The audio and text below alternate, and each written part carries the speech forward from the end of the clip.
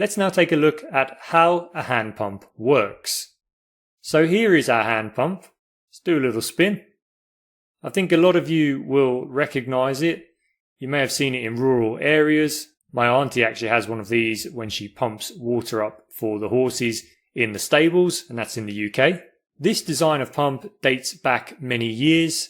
The first very rough design was developed in Europe in the 1400s. Because hand pumps were installed at the centre of a community, they were often installed near a church or the area where people used to gather for communal activities. In 1854, there was an outbreak of cholera in London. Cholera makes people sick. It's a bacteria that can be found in contaminated water.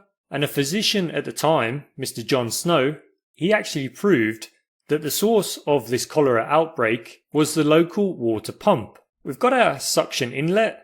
The fluid will be drawn in through the base.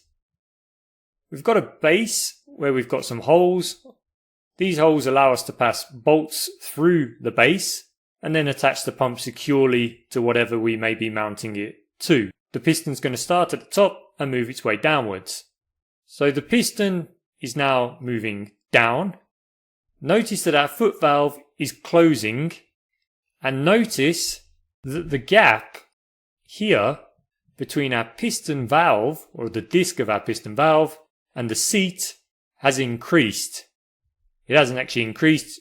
What's actually happened is that there is now a gap, whereas before there was no gap. What we're doing here is using the handle or the lever to gain mechanical advantage, or to get mechanical advantage.